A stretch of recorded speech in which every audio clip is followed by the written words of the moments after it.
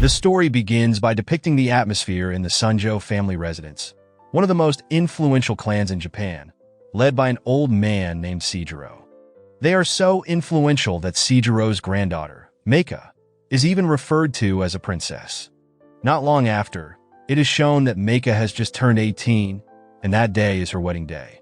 However, on her special day, her fiancé has gone to work and has not yet arrived. Moments later, an employee informs Seijiro about a former employee who is causing a commotion at the party by attacking a guest.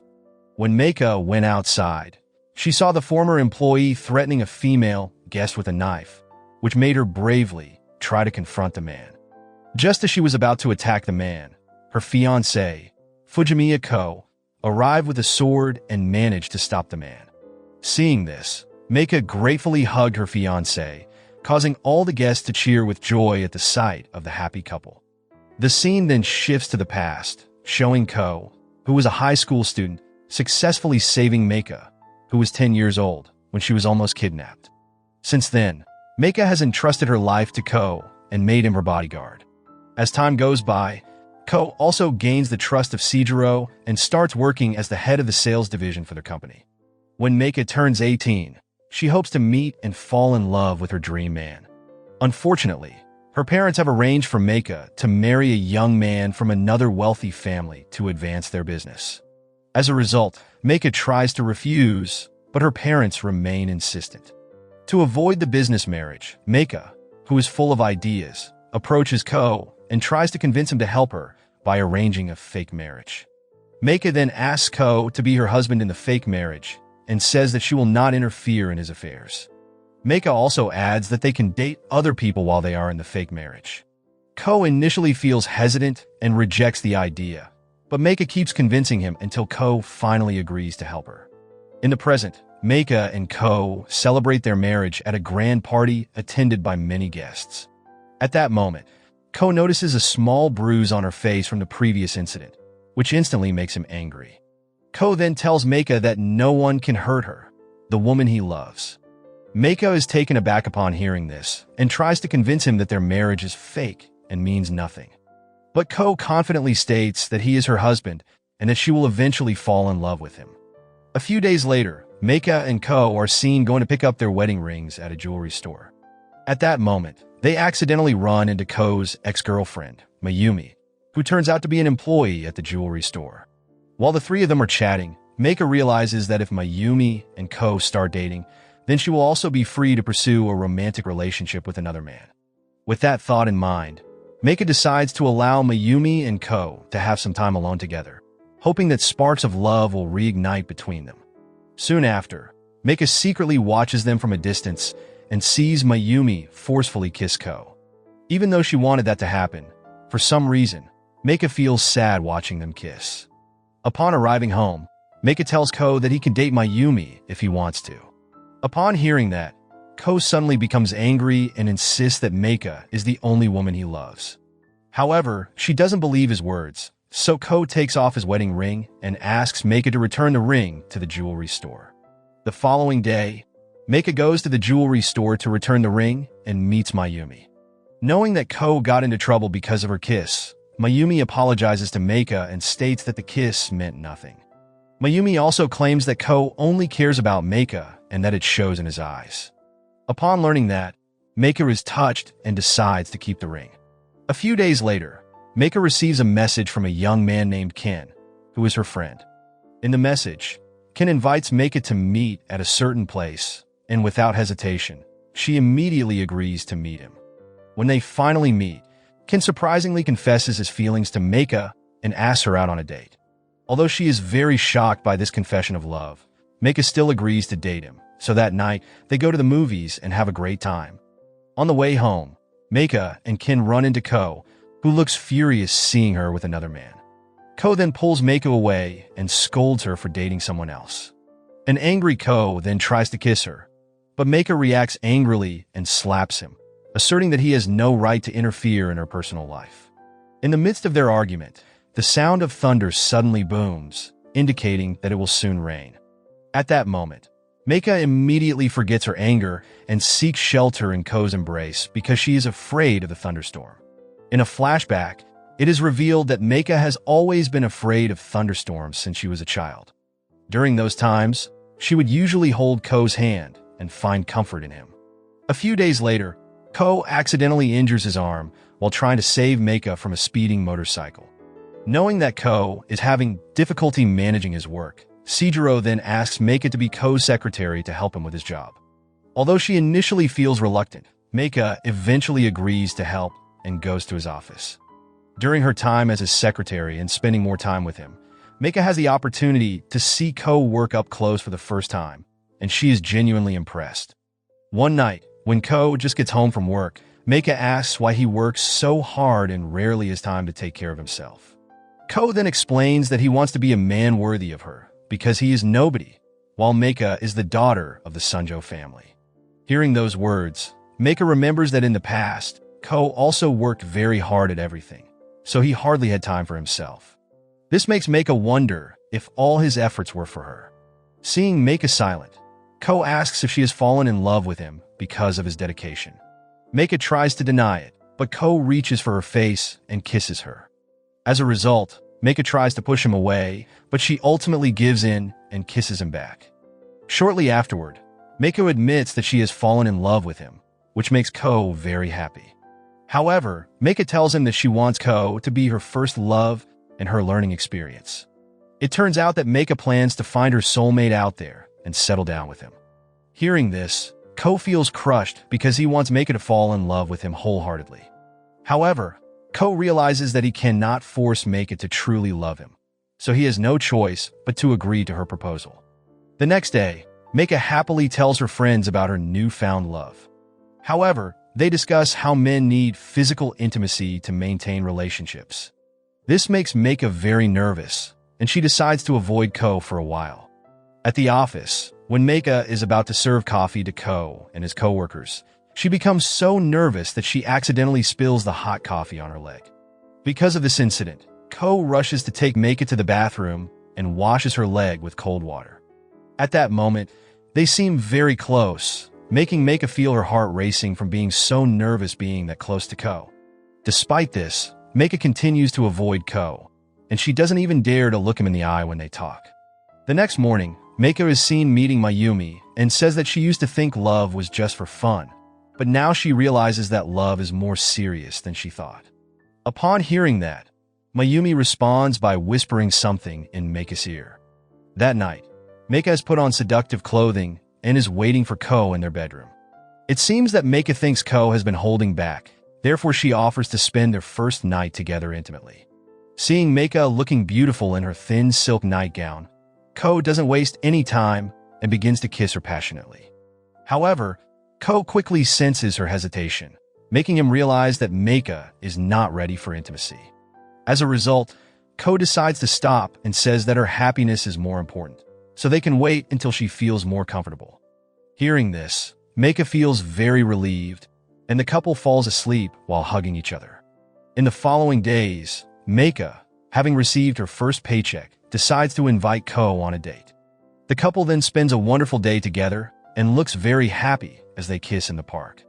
Unbeknownst to them, a man is seen watching them from a distance and takes photos of them while they are kissing. A few days later, Meika accidentally met her cousin, Amine, who is also known as Prince Sanjou. It turned out they had not seen each other since Amine moved from Japan with his parents. Both of them were very happy during their reunion, where Amine explained that he had returned for a vacation. When Amine asked Meika to spend time with him, she decided to invite him to her home. Upon arriving at the house, Amine seems awkward when meeting Ko. Judging by their expressions, it is clear that both men are not happy to see each other.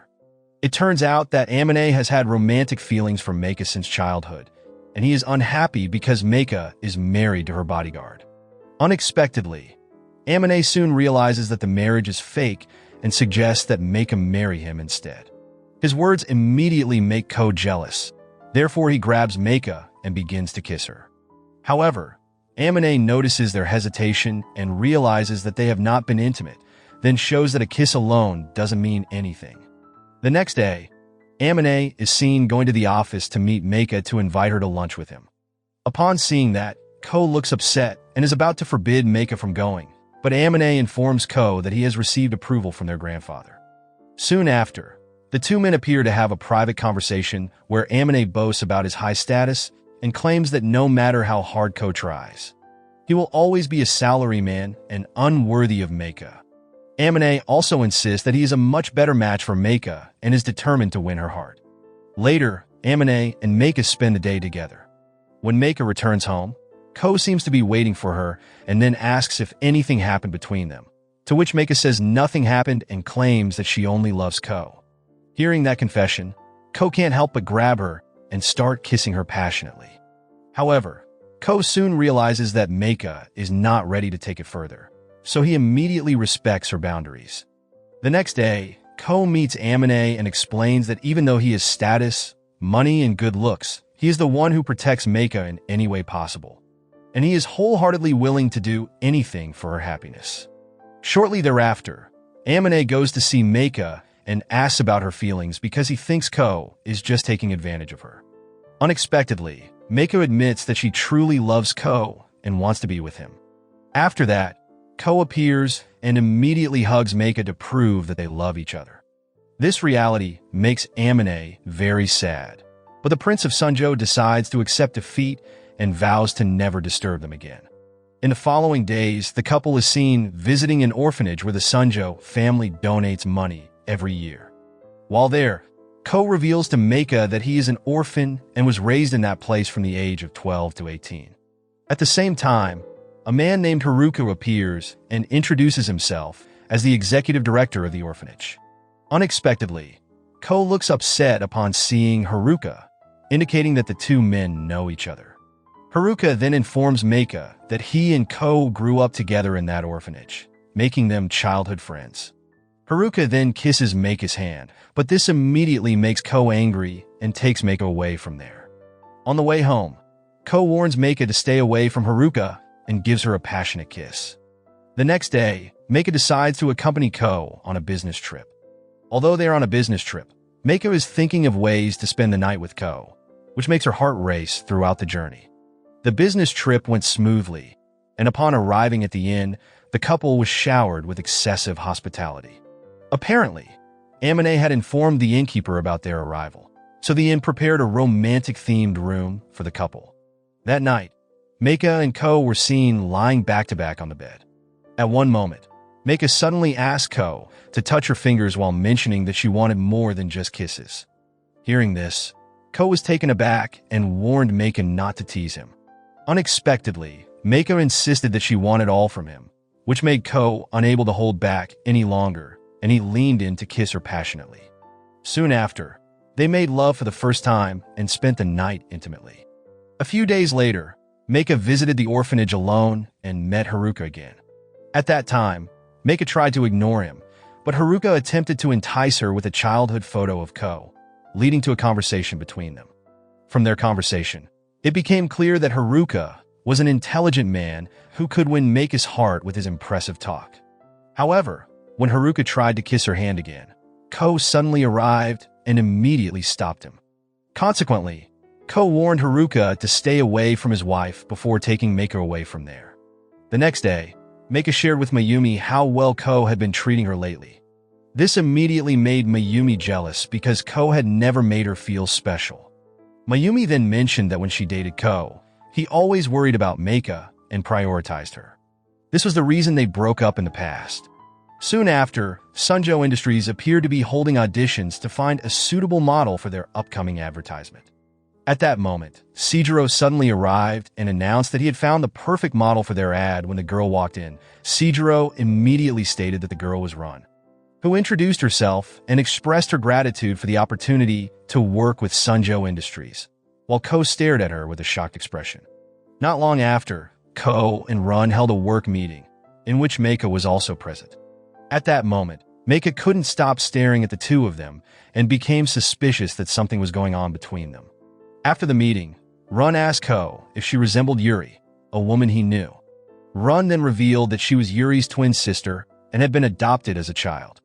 Apparently, Run had heard a lot about Ko from her sister and decided to apply as a model when she saw his name in the ad before leaving. Run congratulated the couple on their marriage. When they returned home, Ko immediately apologized to Meika for not disclosing his relationship with Yuri. Therefore, Ko explained that he was in the same orphanage as Yuri when he was 12 years old. Meika then asked if Yuri was his first love, but Ko did not provide a clear answer. Although Meika pretended to be calm, she became very worried about her husband's past with Yuri, which made her cry alone. The next day, Ko met with Run and talked a lot about Yuri, until Run eventually invited Ko to her room where they started drinking.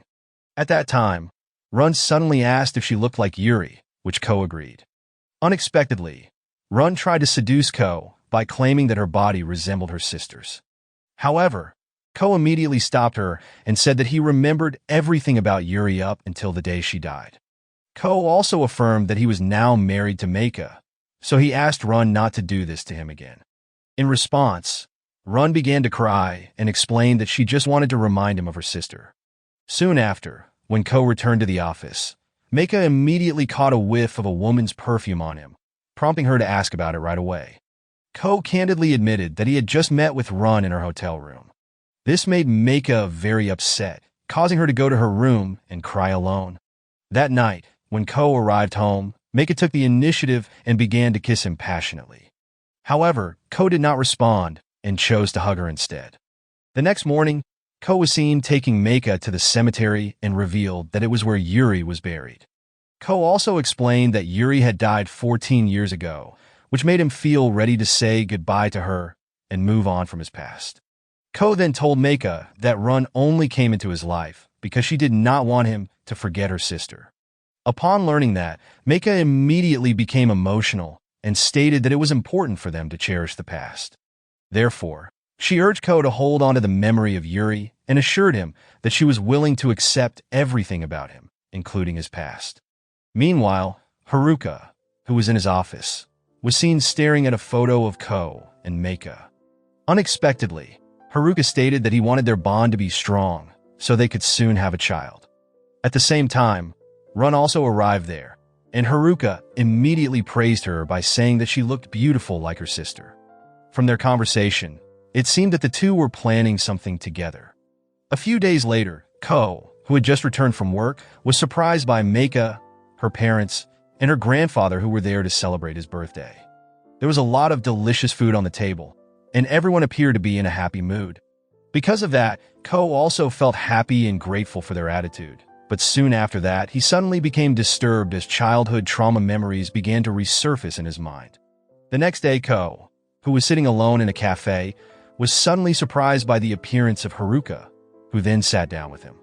Haruka then told Ko that he had done an amazing job deceiving Meika and her family, while saying that their plan had succeeded. Haruka suggested that it was time for them to take control of the Sanjou family power, which was also agreed upon by Ko. That night, Ko suddenly woke up from a traumatic nightmare about his childhood. In a flashback, it is revealed that Ko often witnessed his father committing violence against his mother.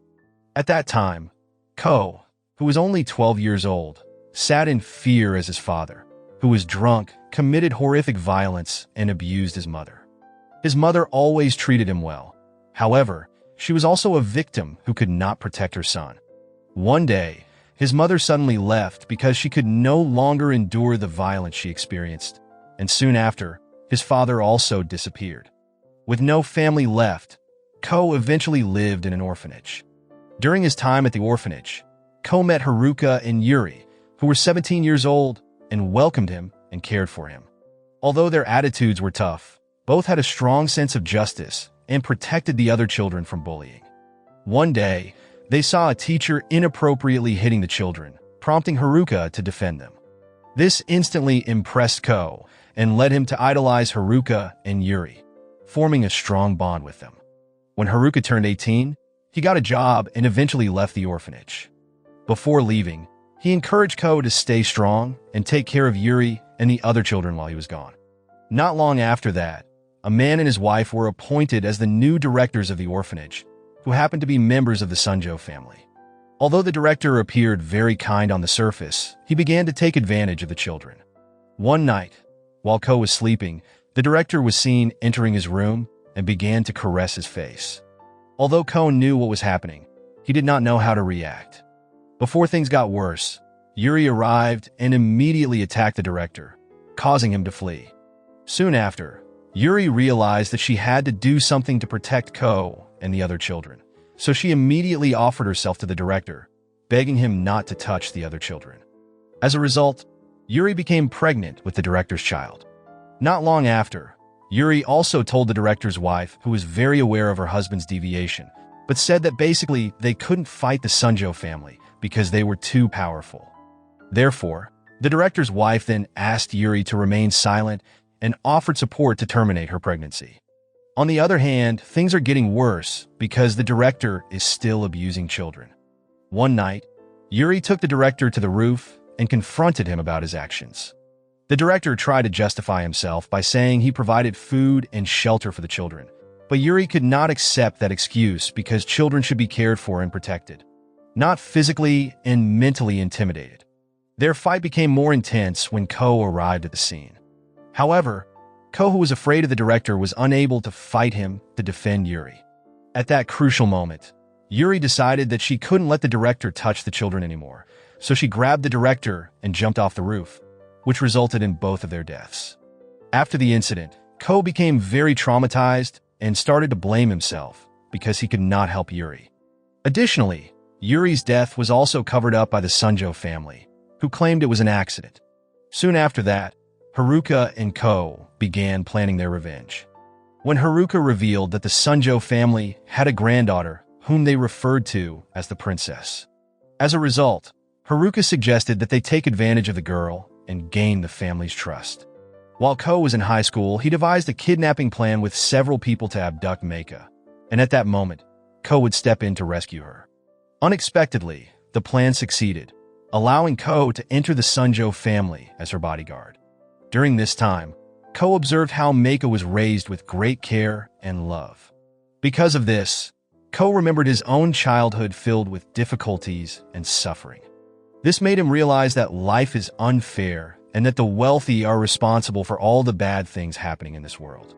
In the end, Ko decided that when the time comes, he would kill Meika and take revenge on the Sanjou family.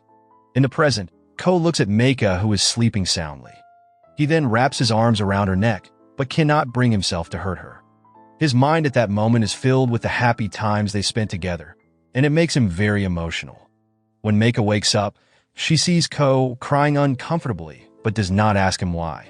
Meika simply comforts Ko and tells him that she loves him very much. As a result, they kiss and fall asleep while embracing each other. The following night, Ko receives a call from Haruka, who states that their initial plan was for Meika and their child to inherit the Sanjou family assets before finally kill her. However, since the baby will not be born anytime soon, Haruka suggests they kill Meika immediately. Despite his hesitation, Ko assures Haruka that he will proceed with their plan soon. When Ko returns home, he cannot find Meika anywhere and becomes worried. As a result, he starts calling her name until Meika appears, saying that she just went to the store. Seeing her come back, Ko immediately runs to Meika, hugs her while crying, and expresses his love for her. At that moment, Ko also realizes that he cannot hurt Meika at all. The next day, Ko meets Haruka and admits that he cannot go through with their plan. Ko also says that he is willing to give his life to save Meika's life. Unexpectedly, Haruka gives him a gun and states that he must kill him to stop their plan. While pointing the gun at his head, Haruka reminds Ko about their past, about Yuri's death, and how his friends worked hard to support him to pay for his school fees. With tears in his eyes, Ko then hugs him, causing Haruka to promise that he will never abandon him. At the same time, Meika finds a divorce letter at home and discovers that Ko has resigned from his job. A week passes, but Ko does not appear, making Meika increasingly worried. One day, a crisis occurs at the company because all the computer systems have been hacked and all their data has been compromised. Meika then discusses the situation with her grandfather, who assumes that Ko may be behind the incident. Seijiro also believes that Ko has hacked all their personal data for his own gain. Shortly afterward, Ko arrives there with Run and Haruka, who then points a gun at Meika.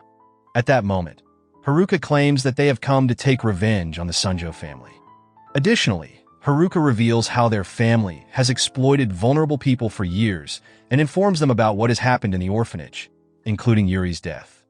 Upon learning that, Seijiro stated that he was unaware of the past events at the orphanage.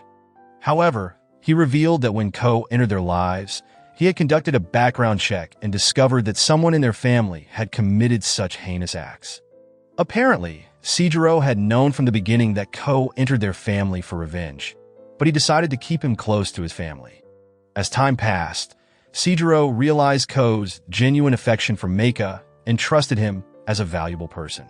Seijiro then knelt down to beg for forgiveness and asked them to forgive his granddaughter. Furthermore, Seijiro also stated that if they wanted revenge, they should kill him and let Meika live because she was innocent. Seijiro then drew his sword and attempted to harm himself, but Meika tried to stop him. During their struggle, Haruka shot towards Meika, but Ko shielded her, getting shot in the arm. Ko then pleaded with Haruka to let Meika go, but he firmly refused, firing another shot at him. This time, Ko was shot in the chest, causing him to lose consciousness. Seeing the man she loved bleeding out, Meika became desperate and aimed a gun at her head, planning to do the unthinkable. However, before she could pull the trigger, Run quickly stopped her. Run then reminded her that life is beautiful and she should not waste it. Soon after, an ambulance arrived, and Ko was rushed to the hospital for intensive care. Fortunately, Ko survived the gunshot wounds, but his attitude towards Meika had completely changed as he refused to speak with her, claiming that all he wanted was a divorce. With no other choice, Meika finally signed the divorce papers. Until one day, Ko mysteriously disappeared from the hospital. 6 months later, Meika, unable to refuse her family's wishes, married Amine, even though she did not love him and felt unhappy in the marriage. Realizing this, Amine decided to annul their marriage. A few days later, Meika received news from the director of the orphanage that Ko had been staying there. As a result, Meika rushed there and found out that Ko had gone for a walk by the seaside. Meika quickly made her way there until she finally met Ko, who chose to ignore her. Despite this, Meika did not give up and continued to follow Ko wherever he went. At that moment, Meika claimed that she loved him deeply and wanted to be with him forever. Not only that, Meika also said that she could not even think about marrying. In response, Ko tried to say that it was all over, but Meika suddenly hugged him, causing both of them to fall. In that moment, Ko became very emotional, unable to hold back his tears, and eventually admitted that he still loved her. Furthermore, Ko acknowledged that he had only been trying to avoid Meika all this time because he did not want to endanger her life again. After saying this, Ko then kissed Meika passionately, and they both decided to marry again. Moral lesson from the story: love is like a cat in a tree. If you don't climb up to get it, it might just jump down and scratch you. So, always be ready to hug your love, even if they sometimes act like a grumpy cat.